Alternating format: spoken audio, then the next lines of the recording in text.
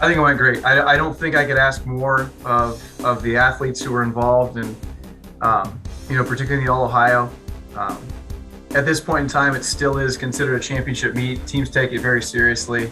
Um, as the former chair of the committee, I can tell you that it's people care about who wins that thing, and we recruit from a very large area. We have people from overseas. We have people from every corner of the country.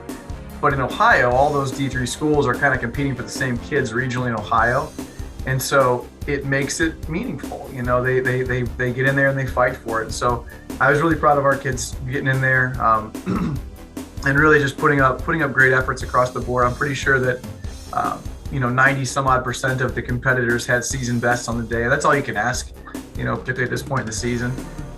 Even with BW on Friday night, we had a couple of athletes who had some breakthroughs. I always call them physical epiphanies, where it's like they get the aha moment, and off we go with more opportunities coming up this Friday. So it was really good. I was really proud of everybody. And in Jack's case, it's just there's a guy who works in sports information named Eddie who said there's death, taxes, and Jack Begley breaking records. And couldn't agree more. That's exactly how the season seems to be going. And he arguably could be having one of the greatest indoor seasons that this school has ever seen for a distance athlete. So it's a lot of fun to watch.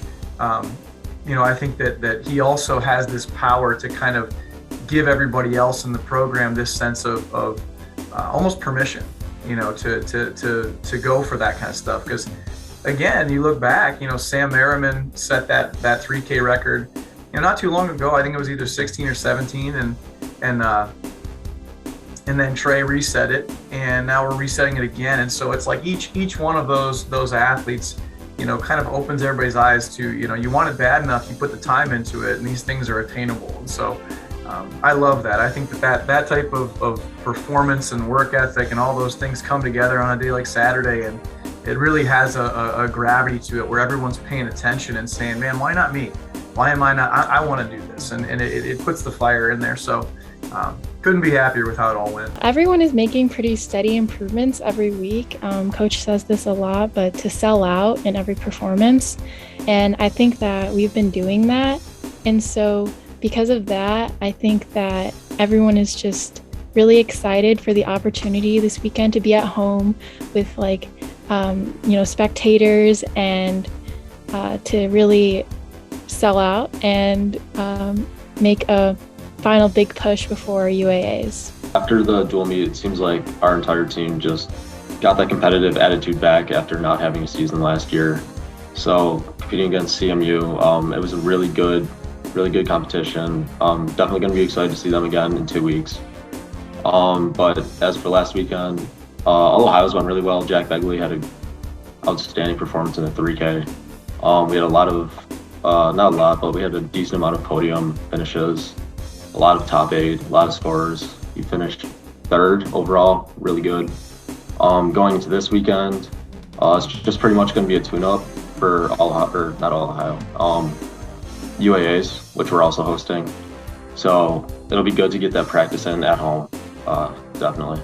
The meet itself, it used to be called the Greater Cleveland College Championships, and it was basically, a small meet. It always occurred the weekend before the conference championship meet, and it was usually hosted by Baldwin Wallace. When I was an athlete there and as a coach there, we hosted it.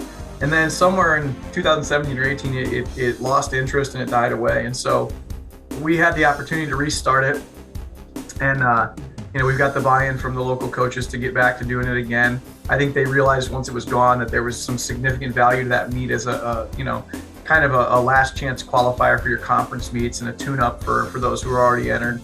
And so we restarted it, and we decided to give it Ed Finnigan's namesake because he actually was the coach of 4-time Olympic champion Harrison Dillard at Baldwin Wallace, and then he became the athletic director and football coach here. And so he had an incredibly iconic name in Cleveland sports, college athletics specifically, during his era, in the 40s, 50s, and early 60s. And so I just felt like there's more we can do to honor that, the coach that he was. And so I actually was able to meet with I believe it was his daughter right before the pandemic, and she gave us our blessing. She was very, very excited that we were willing to do it. And so we're going to carry forward with it under that name. And like I said, the coaches are really interested in the opportunity, and so it's back. It's back. We brought it back from the dead, and so it's just like I said, it's a last chance meet for conference qualification. So people are going to be fighting. They're going to be scratching and clawing to get good marks in, and I love that it's at home. I think there's a lot of advantages to that for the athletes to feel a little bit more relaxed. They don't have to give up a full day to travel and to deal with all those things. And, given that we're in midterm time of the year, I think that for our athletes, that has some significance in terms of time management. And so I'm really excited. I think that moving into UAAs, we're in an extremely good position. I mean, trajectory has been pretty steady throughout for most of our kids, and, knock on wood, injuries have been minimal. So it's as good of a situation as I could imagine being in, heading into the conference meet in terms of those things. So I'm excited, they're excited, and we'll see if we can knock out a couple more big marks on Friday.